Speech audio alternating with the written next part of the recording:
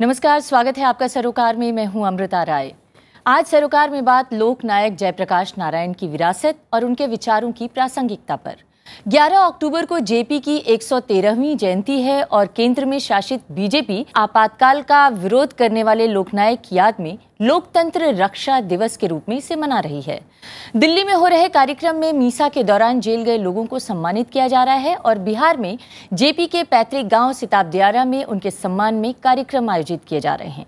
हालांकि साल 2014 में भी जेपी की याद में एनडीए सरकार ने सांसद आदर्श ग्राम योजना की शुरुआत का ऐलान किया था, लेकिन इस बार इन कार्यक्रमों की प्रासंगिकता इसलिए ज्यादा हो गई है क्योंकि बिहार में चुनाव हो रहे हैं और बीजेपी की आलोचना है कि जेपी के नाम पर राजनीति करने वाले लालू प्रसाद यादव और नीतीश कुमार ने कांग्रेस से गठबंधन कर लिया है, उस कांग्रेस से जिसकी नीतियों के खिलाफ जेपी लगातार संघर्ष करते रहे और जिनके खिलाफ लड़ने के लिए उन्होंने संपूर्ण क्रांति का नारा दिया। बहरहाल, इस परिप्रेक्ष्य में ये सवाल महत्वपूर्ण हो गया है कि आज के मौजूदा सामाजिक राजनीतिक हालात में क्या 4 दशक पुराने आंदोलन को याद करना मौजूद है?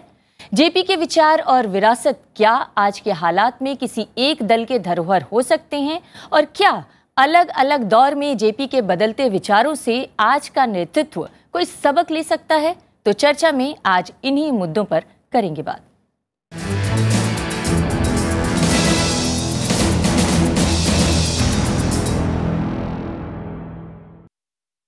और आज इस बहस में चर्चा के लिए हमारे साथ हैं राम बहादुर राय। आप जेपी आंदोलन से सक्रियता से जुड़े रहे और यहाँ तक कि जेपी के काफ़ी करीबी भी रहे। बहुत बहुत स्वागत है हमारे कार्यक्रम में शामिल होने के लिए आपका। हमारे साथ हैं मणिन्द्र नाथ ठाकुर, आप एसोसिएट प्रोफेसर हैं centre for political studies JNU में। आप भी जेपी के ऊपर कई सारे आर्टिकल और लेख लिख चुके हैं। इसके अलावा हमारे साथ हैं इतिहासकार प्रोफेसर सलिल मिश्रा, आपका भी स्वागत है। और हमारे साथ हैं वरिष्ठ पत्रकार उर्मिलेश, और इसके अलावा हमारे साथ हैं पटना से जुड़ रहे हैं प्रोफेसर डीएम दिवाकर, आप AN Sinha institute of social studies में प्रोफेसर हैं। अपनी चर्चा में आगे बढ़ें उससे पहले आइए आपको दिखाते हैं कि आज हम जेपी को क्यों याद कर रहे हैं।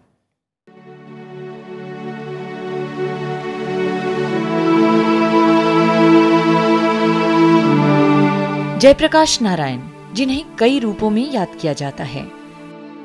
स्वतंत्रता सेनानी, 1942 के भारत छोड़ो आंदोलन के एक नायक, समाजवादी विचारक, सर्वोदय नेता और आखिर में संपूर्ण क्रांति विचारधारा की प्रणेता। प्रशासनिक और चुनाव संबंधी सुधार किए जाएं। 1970 के दशक में भारतीय राजनीति को इंदिरा गांधी के बाद जिस शख्सियत ने सबसे ज्यादा प्रभावित किया वो जेपी ही थे, लेकिन आज उनकी विरासत पर अलग अलग खेमों से दावे किए जा रहे हैं।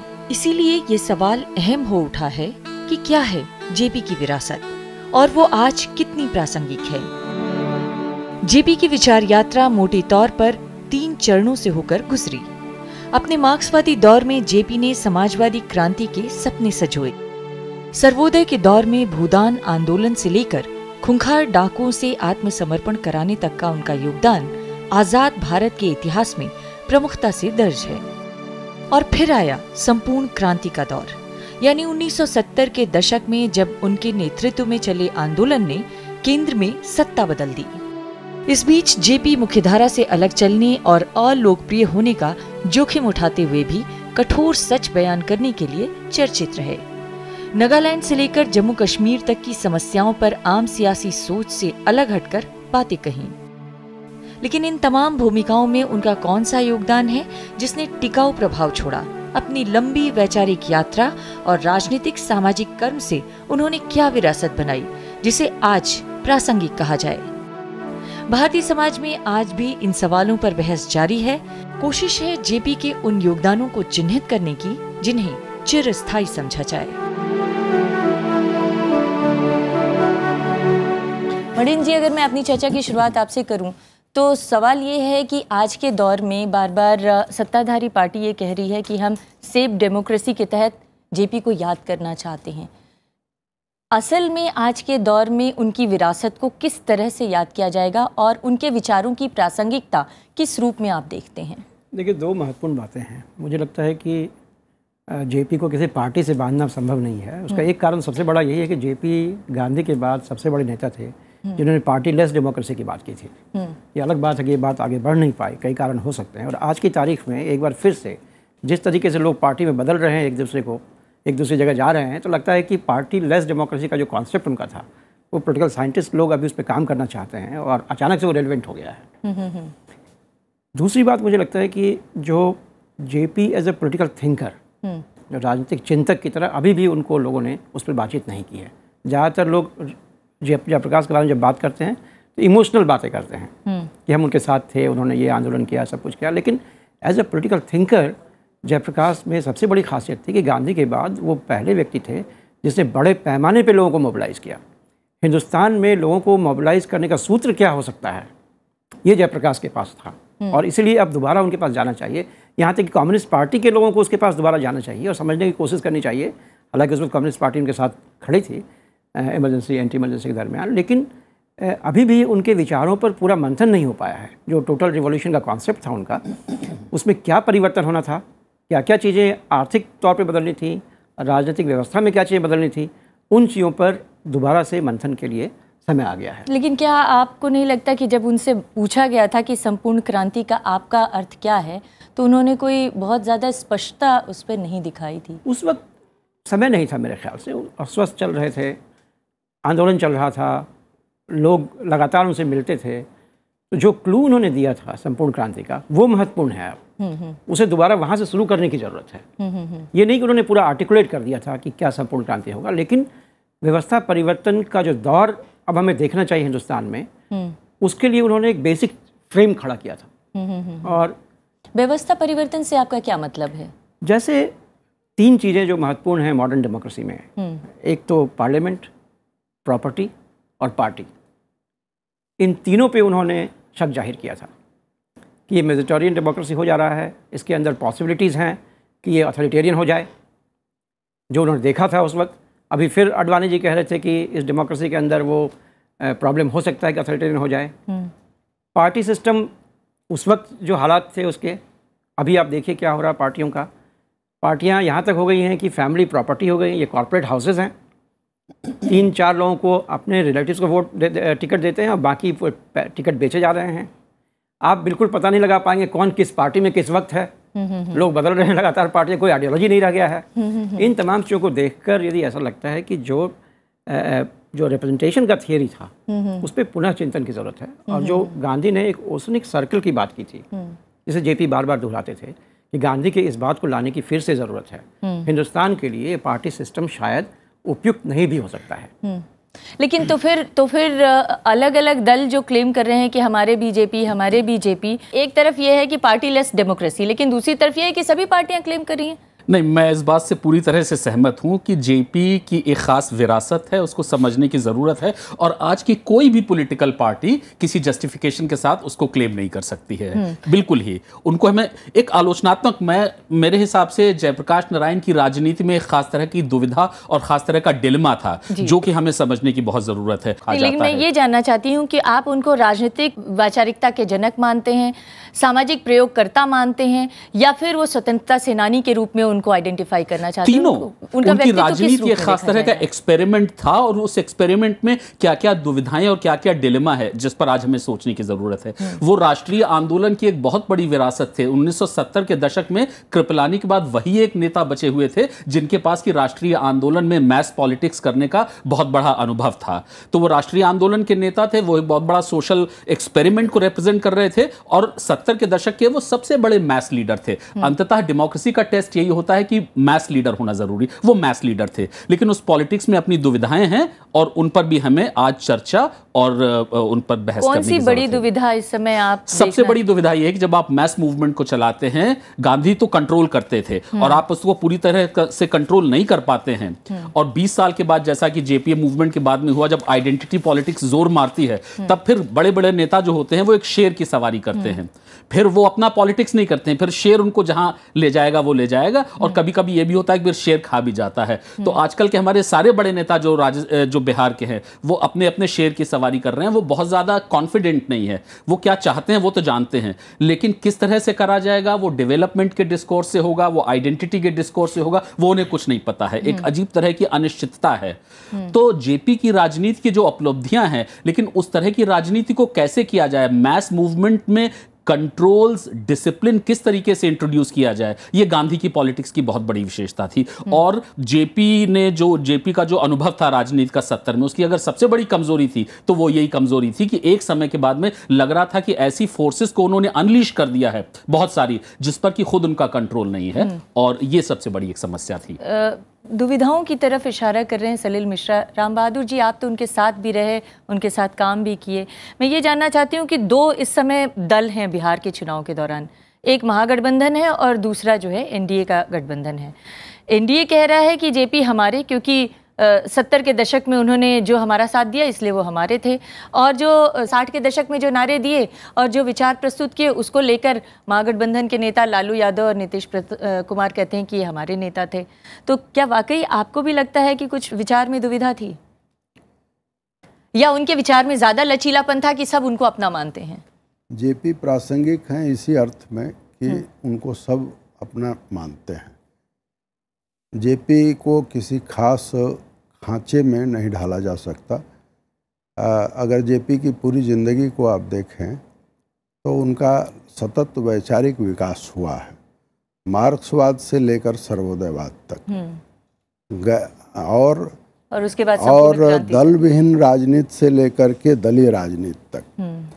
तो जेपी 1940 में पहले नेता हैं पूरी गांधी मूवमेंट में, और जिन्होंने जमशेदपुर में मजदूरों के बीच में भाषण किया और विश्व युद्ध छिड़ गया था। पहले नेता हैं जो दरअसल सबसे पहले जेल में जाने वालों में से हैं। जेपी उन नेताओं में से हैं जो सबसे आखिर में छोड़े गए, और जब छोड़े गए और पटना पहुंचते हैं तो पटना का आज का जो गांधी मैदान है, उस गांधी मैदान में लोग उनके लिए उमड़ पड़े थे, और रामधारी सिंह दिनकर ने जो कविता लिखी वो उसमें उन्होंने सुनाई। जेपी जब पीएसपी के नेता थे तब अचानक अगर आप देखें तो जेबी कृपलानी और जेपी बैठ करके पीएसपी की योजना बना रहे थे, लेकिन अचानक जेबी कृपलानी ने पाया कि जेपी जाकर उसी बगल में भूदान के मंच पर जहां विनोबा थे वहां उन्होंने अपना जीवन दान कर दिया। तो मैं ये मानता हूं कि जेपी सतत वैचारिक विकास के एक व्यक्तित्व थे, राजनेता थे, और उन्होंने, उनके मन में कोई दुविधा नहीं थी। उनके मन में साफ एक उस समय का दर्शन होता था जिस पर कि वो काम करते थे। और एक बार केवल उनके जीवन में मैं मानता हूं कि दुविधा आई जब 15 अप्रैल 1973 को प्रभावती जी का निधन हुआ। तो उनके सामने एक दुविधा थी कि हम संन्यास की तरफ जाएं या फिर से हम जो सार्वजनिक जीवन की सातत्यता है उसकी तरफ बढ़ें। तो वो सार्वजनिक जीवन की तरफ बढ़े। आप ये कह रहे हैं कि वो सतत वैचारिक विकास के नेता थे, हाँ। और दुविधा उसमें कोई नहीं थी। लेकिन बहुत सारे आलोचक जो उनके हैं वो ये मानते हैं कि हर दौर में उनकी विचारधारा बदलती रही। जैसे एक दौर था जब मार्क्सवादी समाजवादी दौर था, जब वो वर्ग संघर्ष की बात करते थे, लेकिन भूदान आंदोलन के दौरान वो वर्ग सहयोग की बात करने लगे। फिर अगर भूदान आंदोलन में देखा जाए तो वो सर्वोदय को प्राथमिकता देते थे। भूदान आंदोलन में सर्वोदय की प्राथमिकता के दौरान उन्होंने कहा कि वो दल विहीन लोकतंत्र की बात को समर्थन करते हैं। लेकिन 70 के दशक में आते आते उन्होंने कांग्रेस विरोधी दलों का नेतृत्व संभाल लिया। इसी तरह से 1974 आते आते छात्र आंदोलन का नेतृत्व संभाला और शांतिपूर्ण वर्ग संघर्ष की बात वहां पर वो करते नजर आए। तो आप कह रहे हैं कि दुविधा नहीं थी, लेकिन जो आलोचक हैं उसको वो इस नज़र से भी देख रहे हैं कि कहीं दुविधा थी भी शायद, क्योंकि हर दौर में अपनी विचारधारा वो बदलते चले गए। मैं इस पर ये कहूँगा कि जो जेपी को जिन लोगों ने देखा वे उतना ही समझ सकते हैं जितनी उनकी क्षमता है। जेपी जो कह रहे थे उसे समझने की क्षमता कई बार उनके बहुत करीब के लोगों में भी नहीं थी, लेकिन इसका मतलब ये नहीं था कि जेपी में दुविधा थी। जेपी उस क्षण जो होना चाहिए उसको वो हमेशा व्यक्त करते रहे हैं। जैसे वो पहले नेता हैं जिन्होंने राज्य व्यवस्था की पुनर्रचना की बात उठाई। दूसरा कोई नेता नहीं है जिसने राज्य व्यवस्था की पुनर्रचना की बात की हो, और राज्य व्यवस्था की पुनर्रचना को ही उन्होंने एक फेज के बाद संपूर्ण क्रांति का नारे के रूप में दिया। और संपूर्ण क्रांति के बारे में जो लोगों को ये लगता है कि एक खाका उनके पास नहीं था, आधा अधूरा कोई स्लोगन जैसा था, मैं उनकी बुद्धि पर तरस खाता हूँ। लेकिन सच बात यह है कि संपूर्ण क्रांति अपने आप में उस समय की व्यवस्था के परिवर्तन का एक मंत्र था, और उसमें संसदीय राजनीति के विकल्प की बात भी थी, उसमें भारतीय सभ्यता और संस्कृति के अनुरूप राजनीति चले उसके सूत्र भी थे। लेकिन राय साहब, अगर आप मुझे इजाज़त दें तो एक बार उनसे किसी ने पूछा था कि संपूर्ण क्रांति क्या है, तो उन्होंने कहा था कि लोहिया की सप्त क्रांति ही संपूर्ण क्रांति है। ये गलत उदाहरण है। अच्छा, लोहिया की सप्त क्रांति को कभी उन्होंने संपूर्ण क्रांति नहीं कहा। उन्होंने संपूर्ण क्रांति को परिभाषित करने की कोशिश की, और उसके लिए आचार्य राममूर्ति वगैरह लोगों ने कैंप भी किए, और वो कैंप चलते भी रहे। ये बात, और उस संपूर्ण क्रांति का एक प्रारूप जेपी ने दिया था। लेकिन हुआ क्या, जो हाल महात्मा गांधी का 1947 से लेकर 1948 के बीच हुआ, महात्मा गांधी 1947 से 48 के बीच में कहते हैं कि मैं वही हूँ जो जिसके पीछे सारा देश चलता था, आज मेरी कोई नहीं सुनता। वो भी बहुत दुखी थे। उसी तरह से 1977 के बाद जनता पार्टी के शासन आने के बाद और 8 अक्टूबर 1989 79 को जेपी की डेथ होती है। तो इस अवधि में जेपी की कोई नहीं सुनता था। अगर आपको याद हो तो चंद्रशेखर ने मोरारजी देसाई को कहा कि जेपी चाहते हैं आपसे बात करना, तो आप जा करके मिल आइए, और मोरारजी देसाई नहीं गए। तो एक दौर ये भी था कि जेपी की कोई नहीं सुनता था, और एक दौर ये भी था जब जेपी की तरफ पूरा देश उनके पीछे चल पड़ता था। लेकिन जो सवाल आलोचक उठाते हैं, मैं उसका जवाब ज़रूर जानना चाहूँगी कि अलग अलग दौर में जो उनके विचार बदले, क्या वो सतत वैचारिक प्रक्रिया थी या फिर कोई दुविधा थी?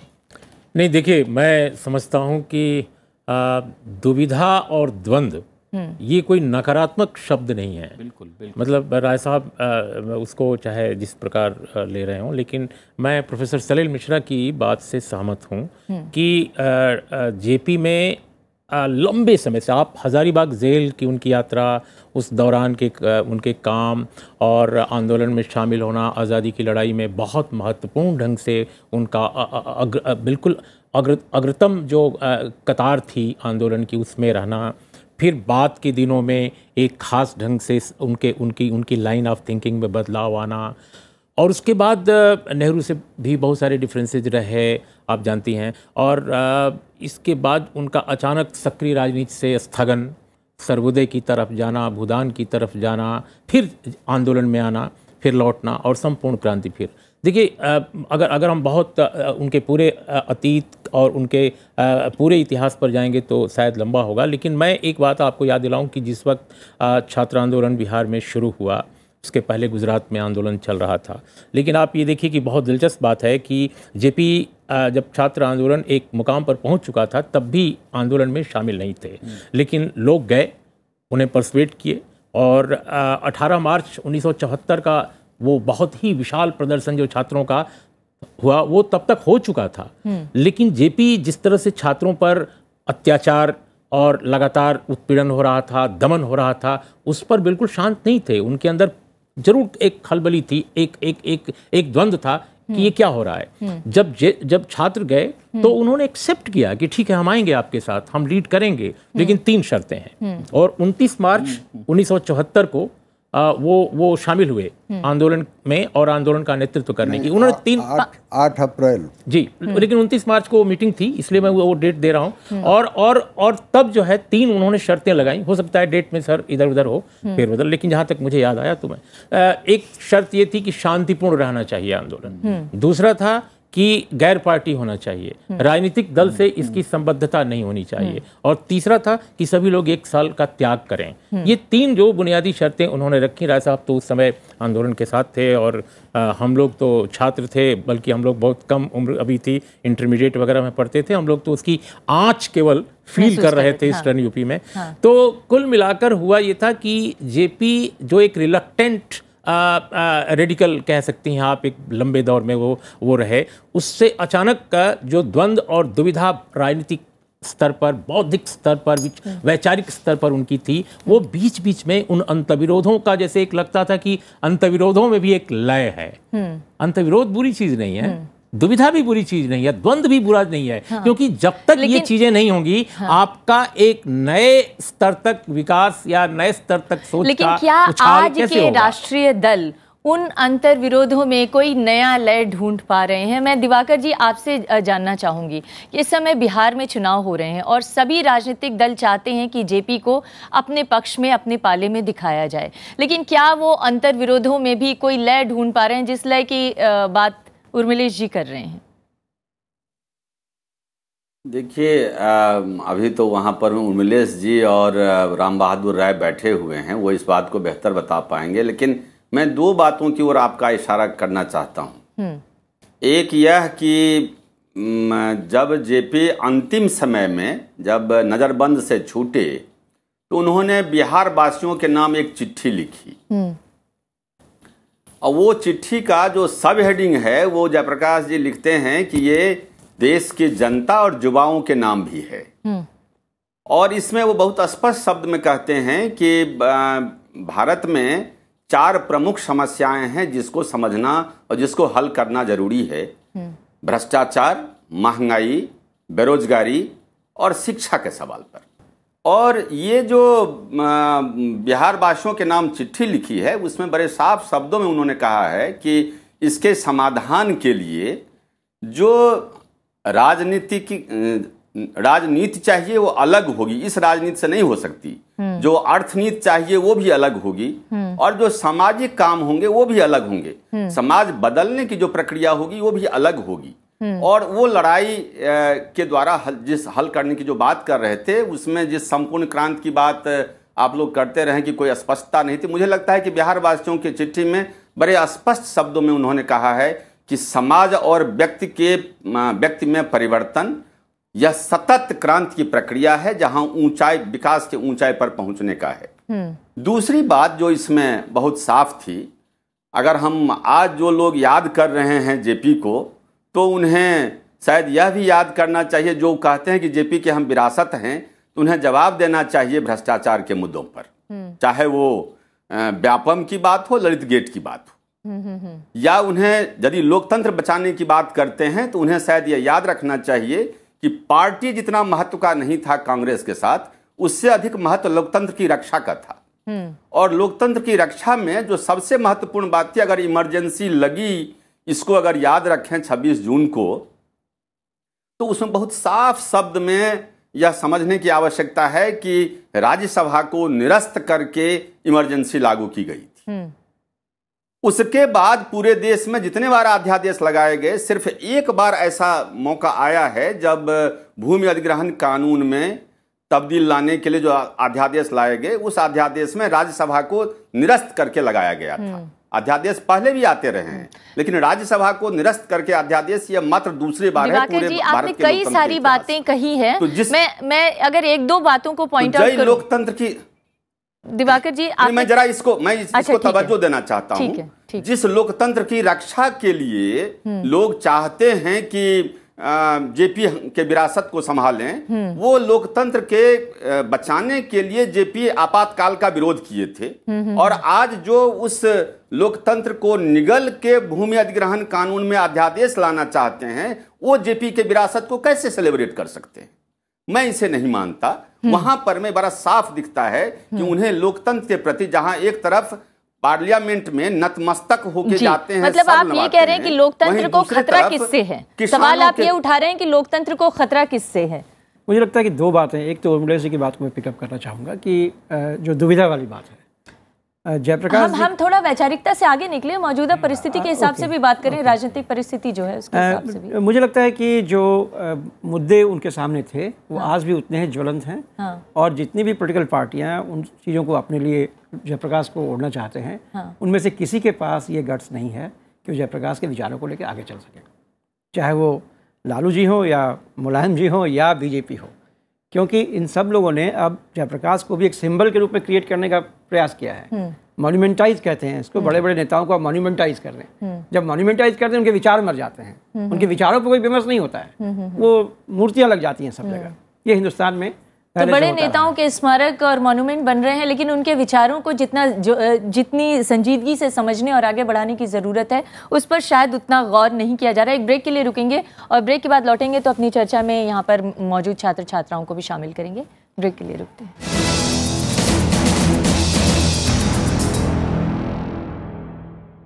तो ब्रेक पर जाने से पहले हम जेपी की वैचारिकता पर बात कर रहे थे, लेकिन अब कुछ व्यवहारिक पहलुओं पर बात करते हैं। हमने ब्रेक पर जाने से पहले यह सवाल उठाया था कि सत्ताधारी पार्टी सेव डेमोक्रेसी यानी लोकतंत्र रक्षा की बात कर रही है, ख़ास तौर से 11 अक्टूबर को उस रूप में मनाया जा रहा है।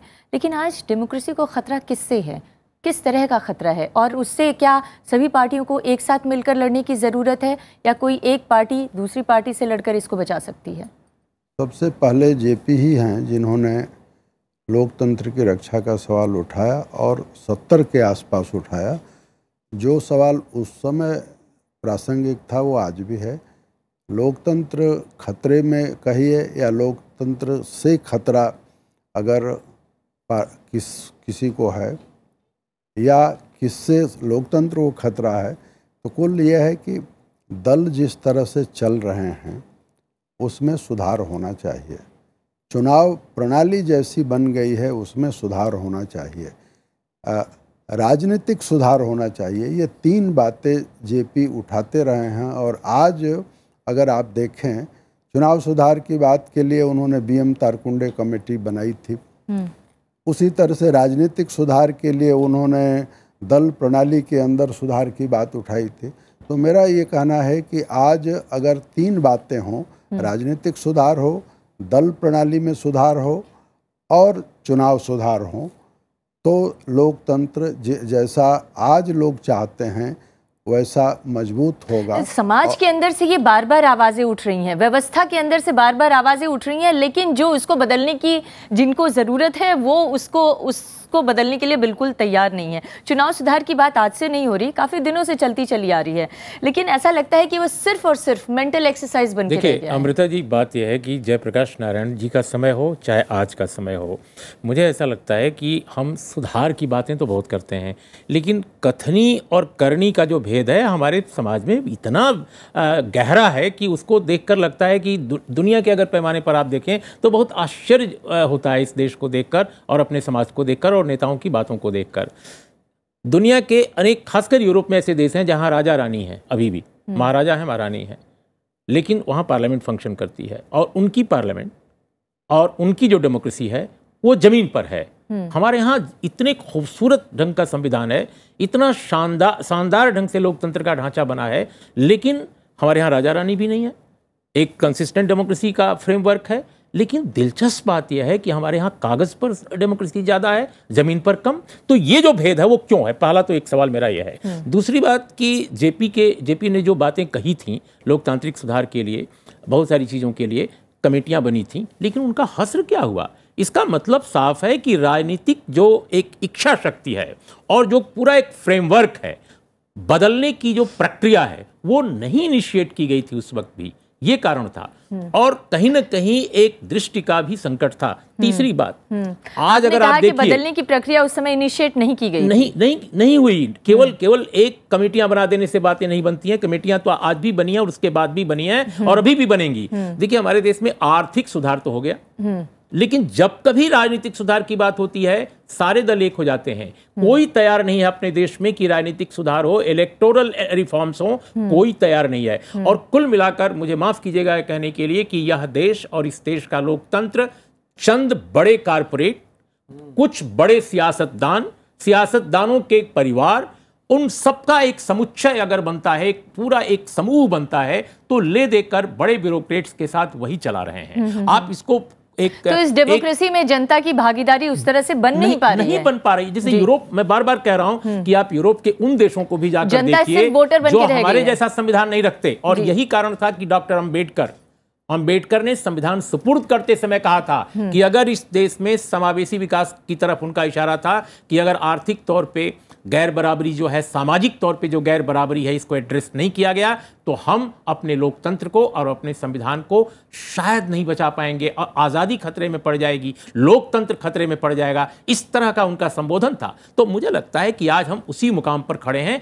ये संकट बहुत गहरा है। इस गहरे संकट के बारे में आज के राजनेताओं को शायद अंदाज नहीं है कि यह संकट कितना बड़ा है। संकट को परिभाषित करने की कोशिश तो की जा रही है, लेकिन उसकी गहराई को संजीदगी से समझकर आगे बढ़ने की बात भी है किसी राजनीतिक दल में। देखिए, एक वाक्य देखिए, मुझे लगता है कि जो भी चिंतन राजनीतिक स्तर पर हो रहा है, राजनीतिक व्यावहारिक स्तर पर, वह कर्मकांडी ज्यादा है, उसमें ईमानदारी नहीं है, उसमें एक जिजीविषा नहीं है कि सचमुच बदलना है। जैसा कि मडिन जी ने भी कहा कि उसमें कर्मकांड ज्यादा नजर आता है। जी बिल्कुल, मैं पूरी तरह से सहमत हूं। आज का जो हमारा लोकतंत्र है उसको सबसे बड़ा खतरा हमारी राजनीति से ही है, और वो इसलिए है कि हमारी राजनीति का एक एंड है वो बहुत ही इलिटिस्ट है, लगता है थोड़े से कॉर्पोरेट हाउसेज हैं, वो हमारी इकोनॉमिक पॉलिसीज को, हमारी नीतियों को, सबको डिटरमिन कर रहे हैं, और दूसरी तरफ वो पॉपुलिज्म की तरफ जा रही है। दूसरी तरफ वो इतना भीड़ तंत्र, शोर तंत्र और पॉपुलिज्म हो गया है जिसमें कि जेन्युइन पॉलिटिसाइजेशन की संभावनाएं नहीं है। तो एक तरफ इलिटिज्म, दूसरी तरफ पॉपुलिज्म, इनमें हमारी पॉलिटिक्स फंस के रह गई है, जो कि हमारी डेमोक्रेसी को खतरा दे रही है। बेहतर रास्ता यही होगा जबकि एक जनता का पॉलिटिसाइजेशन हो, सिर्फ रेडिकलाइजेशन ना हो। जिसकी कोशिश जेपी ने अपनी तरफ से की थी। जेपी की पूरी पॉलिटिक्स में एक दुविधा थी, लेकिन पूरी इनकी कोशिश ये थी कि जनता का पॉलिटिसाइजेशन हो, और उस विरासत की आज हमारी राजनीति को बहुत सख्त जरूरत है। वही हमारी डेमोक्रेसी को बचा सकता है। जेपी की इस प्रासंगिकता को, खास तौर से आज के दौर में जो जेपी की प्रासंगिकता है, उसे किस तरह से देखते हैं?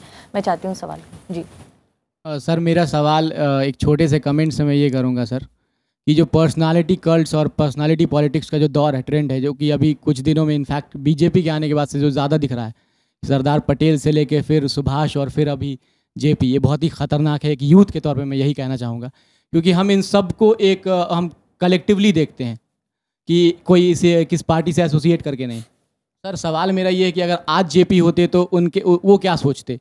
मुझे लगता है कि सबसे मुखर होके अगर इस दौर की पॉलिटिक्स का वो विरोध करते तो वो बीजेपी की पॉलिटिक्स है।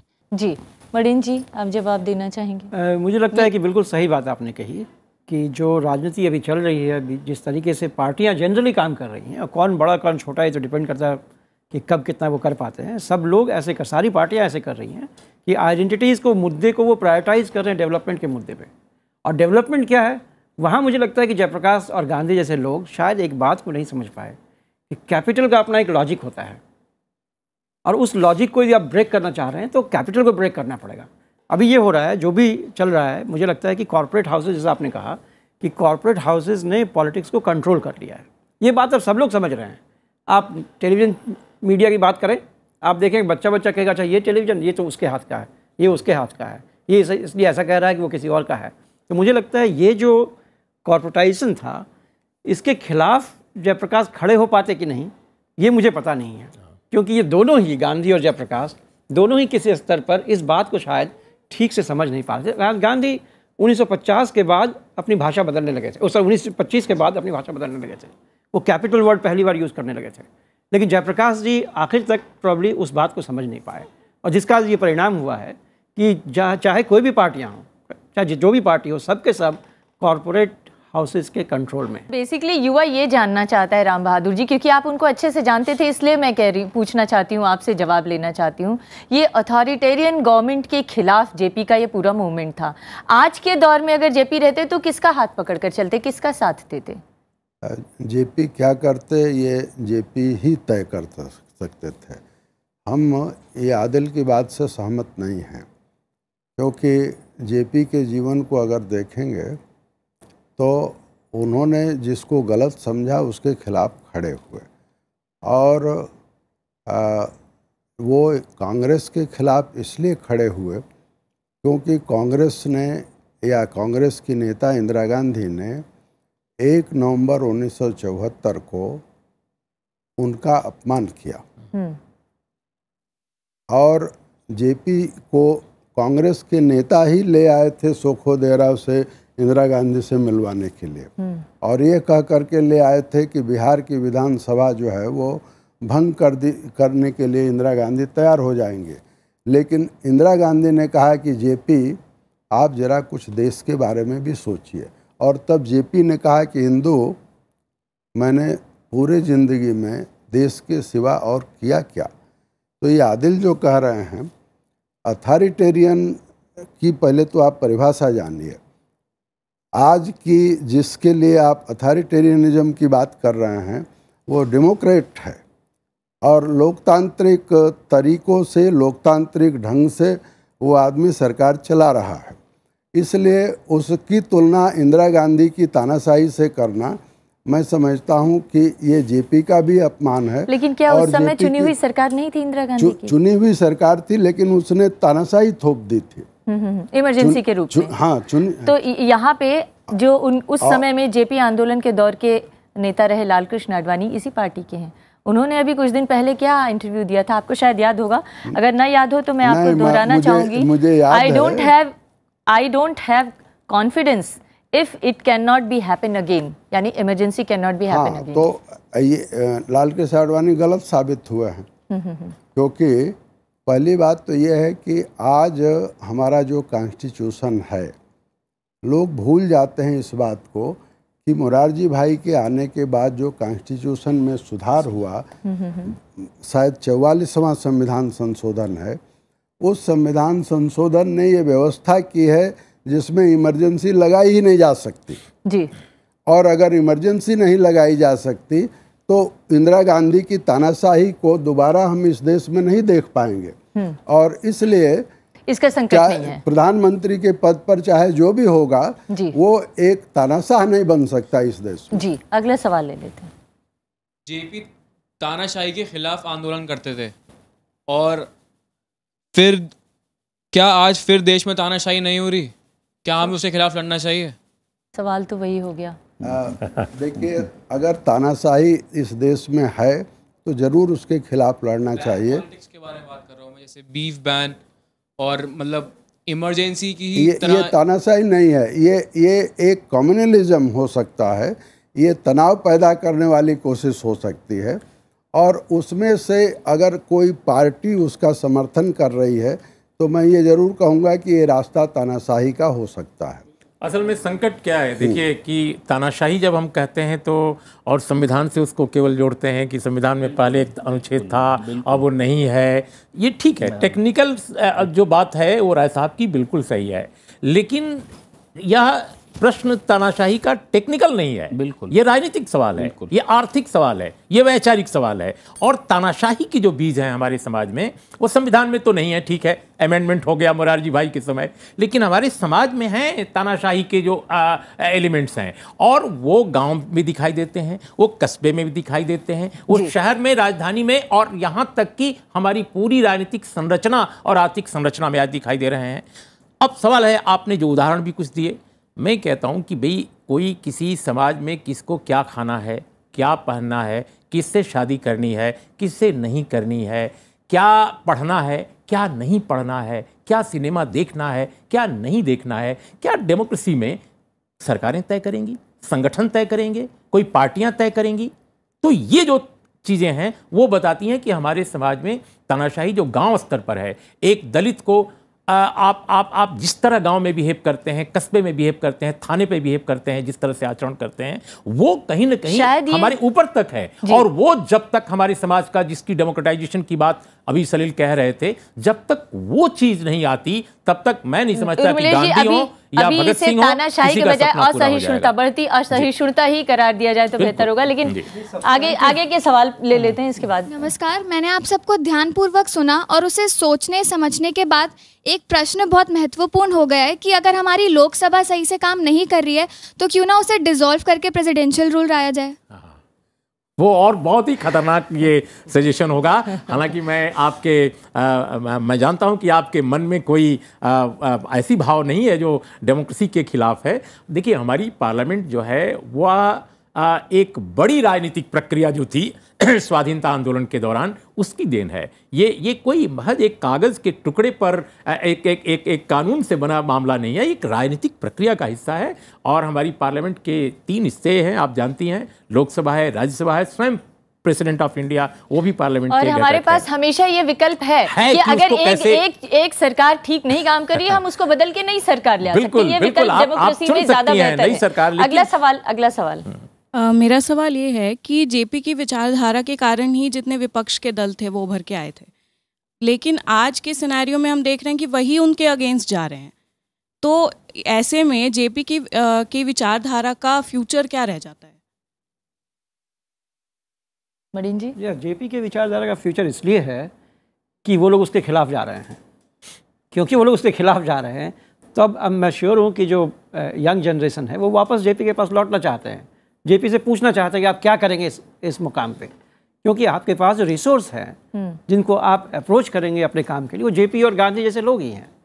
तो जेपी अभी अचानक से मुझे लग रहा है कि दिल्ली विश्वविद्यालय में या जवाहरलाल नेहरू विश्वविद्यालय में लोग जेपी के बारे में जानना ज़्यादा चाह रहे हैं, यंगर जनरेशन ज़्यादा जानना चाह रहे हैं।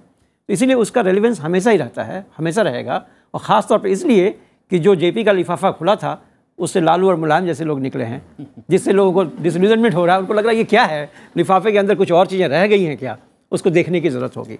और मुझे लगता है कि जो जेपी का कंसर्न था वो इमरजेंसी तो था, लेकिन जो सैद्धांतिक बात थी वो ये थी कि सब्सटैंटिव डेमोक्रेसी होनी चाहिए, केवल फॉर्मल डेमोक्रेसी नहीं होनी चाहिए। अभी राय साहब ने बड़ा अच्छा कहा, वो जो बातें उन्होंने कही वो फॉर्मल डेमोक्रेसी है। चुनाव हो रहे हैं, तानाशाह भी चुनाव से बनते हैं, हिटलर भी चुनाव के बाद आया था।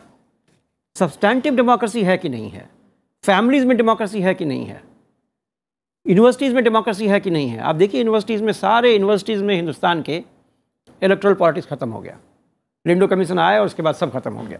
जवाहरलाल नेहरू जैसे विश्वविद्यालय के बारे में अब लोग ये कहने लगे हैं कि यहाँ पे पुलिस कैंप खुलना चाहिए और बीएसएफ का ऑफिस खुलना चाहिए। क्या ये सब्सटैंटिव डेमोक्रेसी है?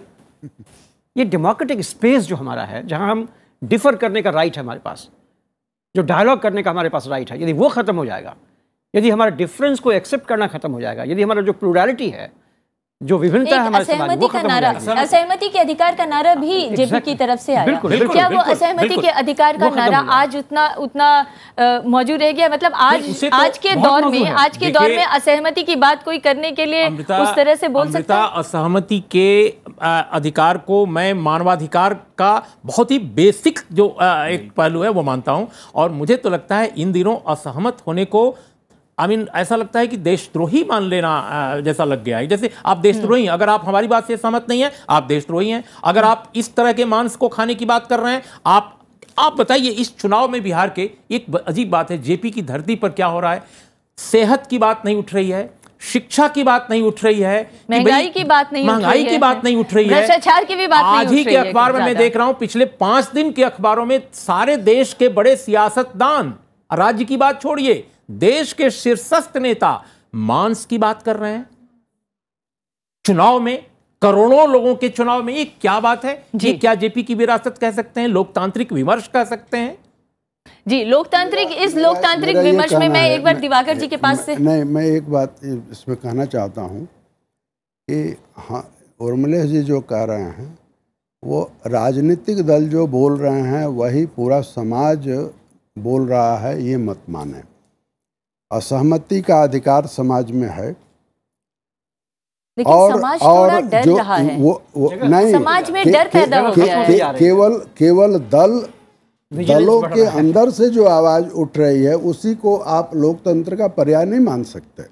दो चीजें मैं आपको ध्यान दिलाना चाहूंगा। एक तो ये कि जो लोग जेपी के विरासत की बात करते हैं वो सभी लोग जेपी के राइट टू रिकॉल को नेपथ्य में डाल दिया है। कोई नहीं आना चाहता उस राइट टू रिकॉल के मुद्दे पर। कोई जितने भी चुनाव सुधार की बात करें वो उसमें कोई नहीं आना चाहता। दूसरी बात कि कल एक जमाना था जो गरीब से गरीब आदमी चुनाव लड़ सकता था। अब जिस तरह से चुनाव के खर्चे और सीलिंग बढ़ रहे हैं उसके हिसाब से गरीब के लिए तो चुनाव में शामिल होना अब असंभव सा हो गया है। पूरा चुनाव की प्रक्रिया कारपोरेट के हवाले हो गई है, जिनके पास जो अगर चुनाव आयोग की ही सीमा लें तो 25 लाख रुपया चाहिए और अब तो 2 करोड़ में टिकट मिल रहा है। ये बात नेता लोग आपस में कह रहे हैं। ऐसे में जिस तरह से खरीद फरोख्त हो रहा है लोकतंत्र का, इसमें जिस गरीब की बात कह रहे हैं कि असहमत का अधिकार है, वो गरीब कहाँ असहमत के लिए लायक बना हुआ है? वो गरीब तो किनारे तमाशा देख रहा है। सिर्फ 2 करोड़ नहीं है। वोट डालने का पोस्टर वार की बात हो, पैसे के लेन देन का सवाल हो या खर्चे का सवाल हो, इस पर में जो सवाल होना चाहिए वो नहीं हुआ। जेपी ने जिस राइट टू रिकॉल की बात की थी उसे जेपी के किसी अनुयायी ने उसको नहीं, जब वो सरकार में थे तब भी, जब वो बाहर हैं तब भी इसकी बात तक नहीं होती। तो जो लोकतंत्र में अधिकार का, सब्सटैंटिव डेमोक्रेसी की जो बात हम लोग कर रहे हैं, उस सब्सटैंटिव डेमोक्रेसी में लोक का अधिकार और गांव सभा के सशक्त करने की बात जो जेपी ने कही थी वो छूट गया है कहीं रास्ते में। तो आपको क्या लगता है लोकतंत्र की रक्षा के लिए जेपी के वो कौन से 4-5 ऐसे विचार हैं जिसको लेकर आज आगे बढ़ने की जरूरत है, ताकि ये जो लोकतंत्र रक्षा की बात कही जा रही है वो वाकई सचमुच उसमें लोकतंत्र की रक्षा की जा सके? जयप्रकाश नारायण हमारे राष्ट्रीय आंदोलन की विरासत थे, उनके विचारों का प्रतिनिधित्व करते थे, ये पहली बात। दूसरी बात, वो सांप्रदायिकता के घनघोर विरोधी थे, पूरी तरीके से विरोधी थे और लगातार वो एक सेक्युलर पॉलिटी और सोसाइटी उनकी अवधारणा का एक हिस्सा था, वो दूसरी बात है। तीसरी बात यह है कि राजनीति में जनता की शिरकत, जनता की भागीदारी, मैस पार्टिसिपेशन इन पॉलिटिक्स, जो जेपी मूवमेंट है वो सारा ज्यादा से ज्यादा हद तक लोगों का पार्टिसिपेशन हो। चौथी बात यह है कि जो मॉडर्न बेहतर विजन की, बेहतर फ्यूचर की जो पॉलिटिक्स है उसको जनता तक ले जाना, दूसरे शब्दों में जनता का पॉलिटिसाइजेशन, जिसमें वो बहुत सफल नहीं हुए। ये एक जेपी मूवमेंट की बहुत बड़ी कमजोरी थी वो, लेकिन उनका एक विचार था तो वो ये 4-5 विचार जो हैं, एंटी सेक्युलरिज्म, मैस पार्टिसिपेशन, राष्ट्रीय आंदोलन की विरासत और लोगों के साथ जुड़ाव, ये जेपी की विचारों की विरासत का हिस्सा है जिसकी कि आज की राजनीति को बहुत सख्त जरूरत है। मैं इन सभी चीजों से सहमत हूं, लेकिन एक चीज जरूर मैं इसमें जोड़ना चाहूँगा कि देखिए, जयप्रकाश नारायण आंदोलन जब चल रहा था या छात्र आंदोलन जब चल रहा था, उसके पैरेलल उस आंदोलन ने जो ऊपर दिखाई दे रहा था कि सत्ता की लड़ाई है, एक सरकार को बदलने की लड़ाई है, तानाशाही खत्म करने की लड़ाई है और नई सरकार भी बन गई, लेकिन एक पैरेलल एक चीज़ चल रही थी ज़मीन पर, वो ये थी कि बिहार की सियासत में या देश की सियासत में भी जो आमतौर पे उत्पीड़ित समाज है या दलित समाज है, पिछड़ा समाज है, उसके नुमाइंदगी बहुत कम थी। आप उसको आइडेंटिटी पॉलिटिक्स कह लीजिए, अस्मिता की राजनीति कह लीजिए, लेकिन उस दौरान आंदोलन ने ऐसे लोगों को नेतृत्व में लाया जो आमतौर पे कभी सियासत के शीर्ष पर नहीं थे। आप देखिए कांग्रेस ने गलतियां क्या की। उस आंदोलन के बाद भी कांग्रेस के जितने चीफ मिनिस्टर बने बिहार में, वो सब कौन थे? डॉक्टर जगन्नाथ मिश्रा, भागवत झा आजाद, सत्येंद्र नारायण सिंह, विंदेश्वरी दुबे, चंद्रशेखर सिंह। और हुआ क्या? कांग्रेस खत्म होने लगी। दूसरे लोगों ने अपने को री इन्वेंट करना जारी रखा और इस वजह से जयप्रकाश नारायण आंदोलन के समानांतर जो एक प्रक्रियात्मक जो बदलाव आ रहे थे समाज में, जो खासकर सामाजिक आर्थिक ढांचे में, लेकिन 4 दशक बाद वो जो सामाजिक ढांचे में बदलाव, सामाजिक और राजनीतिक ढांचे में बदलाव आया, वो क्या सैचुरेशन पॉइंट पे पहुंच गया? नहीं, वो कई तरह के विकृतीकरण का शिकार हुआ, उसमें डिस्टॉर्शंस बहुत आए। लेकिन मुझे ऐसा लगता है कि भारत में भावी सामाजिक राजनीतिक बदलाव की प्रक्रिया उसी दहलीज से शुरू होगी, क्योंकि उथल पुथल जमीन पर जारी है, उथल पुथल जारी है और इसी उथल पुथल भरी प्रक्रिया में नई राजनीति का सृजन होगा, ऐसा मैं समझता हूं। और जेपी की विरासत, मैं मानता हूं कि जेपी की दुविधा, जेपी का द्वंद्व वो जेन्युइन था, उसमें कोई गड़बड़ी नहीं है। और लेकिन उस दुविधा को समय की चेतना तोड़ेगी और वो इस उथल पुथल जो अभी आज की है उसी से निकलेगी। लेकिन सवाल यह है कि वो समय की चेतना को जगाएगा कौन? नई पीढ़ी जेपी को जानने और समझने की कोशिश कर रही है। जो हमारे सामने बैठे हैं, इन्होंने जो सवाल पूछे हैं उससे ये विश्वास पैदा होता है कि ये जेपी को हमसे अधिक जानने की कोशिश कर रहे हैं। और दरअसल कभी भी नई राजनीति शुरू हो या नए विचार शुरू हों, वो शुरू होते हैं जब हम जानने की कोशिश करते हैं। पूरी दुनिया में अगर आप देखें तो पूरी दुनिया को आप दो हिस्से में बांट दीजिए, एक ज्ञान की दुनिया होती है, एक कर्म की दुनिया होती है। जब नई पीढ़ी जेपी को, गांधी को जानने की कोशिश करेगी तो वो खुद खोज लेगी कि आज नई राजनीति का सूत्र कहाँ से निकलेगा, और फिर उसके जैसे वो जान लेगी, उनको राजनीतिक स्पेस उतना मिले, वो उनको स्पेस है और नहीं है तो वो पैदा कर लेंगे। कोई दुनिया की ताकत ऐसी नहीं है जो हिंदुस्तान में राजनीति के स्पेस को कम कर सके। और अगर नई पीढ़ी को जिस दिन चाहिए राजनीति के लिए स्पेस, वो खोज लेंगे, पैदा कर लेंगे और समझ लेंगे कि जेपी क्या चाहते थे, और उसके आगे कर्म के क्षेत्र में वो नई राजनीति को पैदा भी कर सकेंगे। मुझे तो यही लगता है। आज के लोकतांत्रिक दौर में अगर हमें अपने लोकतंत्र को और आगे बढ़ाना और बचाना है तो वो जेपी के कौन से विचार हैं जिसको लेकर आगे चलने की ज़रूरत है? ये सवाल मैं पूछ रही थी दिवाकर जी आपसे। जी, मैं वो फिर वहीं लौटता हूं कि जेपी ने जिन द्वंद्व के साथ शुरू किया था, जहां भ्रष्टाचार, महंगाई, बेरोजगारी और शिक्षा के सवाल, ये उनके लिए मूल थे, और इनको बदलने के लिए वैकल्पिक राजनीति, वैकल्पिक अर्थनीति और वैकल्पिक समाज निर्माण की प्रक्रिया, ये उनके आधार थे। और उसमें लोकतंत्र को मजबूत करने के लिए राइट टू रिकॉल की बात उन्होंने रखी, ग्राम सभा को मजबूत करने की बात रखी थी। और एक बात और नहीं भूलना चाहिए हमको कि जब बिहार वासियों के नाम जो वो चिट्ठी लिखे, वो अंतिम डॉक्यूमेंट है उस लिहाज से, उसमें बड़े साफ शब्दों में कहते हैं कि लोग कहते हैं कि आरएसएस और जनसंघ कम्युनल है, हम उसे डी कम्युनलाइज करने की कोशिश की और रचनात्मक कोशिश थी उनकी, ऐसा उन्होंने कहा। शायद अगर वो गोधरा के समय होते या बाबरी मस्जिद के समय होते तो उन अपने विचार में बदलाव लाते और तब वो सोचते कि कितनी कोशिश उनके कामयाब या नाकामयाब हुई। एक दूसरी बात मैं कहना चाहता हूं, लेकिन हम उतनी दूर क्यों जाए? उनके रहते रहते 2 साल के अंदर जनता पार्टी की सरकार चली गई, उनके रहते रहते तो विफलता चली गई, जी सामने आ चुकी थी। दोनों चीजें सामने आई। मैं तीसरी बात कहना चाहता हूं कि आज के दौर में ग्लोबलाइजेशन के कारण से फाइनेंस कैपिटल का रोल जिस तरह बढ़ा है और अंतर्राष्ट्रीय हस्तक्षेप से राजनीति में जो दिशा दशा बदल रही है, उस समय में जेपी के उन साधारण प्रक्रिया से चीजें नहीं चल सकती थी। इसके लिए एक मजबूती के साथ अगर जेपी के वो मूल धारणा की बात करें तो अपनी जगह पर सक्षम है, वो वहां से चल सकते हैं कि वैकल्पिक राजनीति, वैकल्पिक अर्थनीति और वैकल्पिक सामाजिक व्यवस्था की जरूरत है, जिसके साथ ही समाज निर्माण की प्रक्रिया शुरू होगी। कारपोरेट नीति के साथ और इस संसदीय लोकतंत्र में कारपोरेट के जमावरों के साथ समाज में परिवर्तन की दिशा चलेगी, इसकी संभावना कम दिखती है। अगर इसमें मजबूती लानी है तो नीचे से हस्तक्षेप और नीचे से प्रतिनिधित्व बढ़ाने की आवश्यकता तेजी से है और उसकी जरूरत भी है समाज में आंदोलन की। इसलिए दूसरे चरण में जो जेपी ने कहा था कि सतत प्रक्रिया है ये, जहां व्यक्ति और समाज के निर्माण की दिशा में आगे बढ़े, शायद वो और अधिक जरूरत हो गया है आज उसकी, और उसके दिशा में गरीब से गरीब लोगों के साथ लेकर चलने वाली चुनाव की प्रक्रिया अगर बनेगी तो समाज आगे बढ़ेगा। एक आखिरी कमेंट नहीं चलेगी, एक आखिरी कमेंट मनीन जी मैं आपसे लेना चाहती हूँ। आपने कहा कि नीचे से अगर कोई राजनीतिक हस्तक्षेप की प्रक्रिया शुरू होगी तभी उनके विचारधारा को सही रूप में जगह मिल पाएगी, आप क्या मानते हैं? मुझे लगता है कि जयप्रकाश और गांधी जैसे लोग लोक सत्ता के रिप्रेजेंटेटिव थे। लोक सत्ता और राज सत्ता के बीच में भारत में पुराना द्वंद्व रहा है। ये दोनों लोक सत्ता के लोग थे।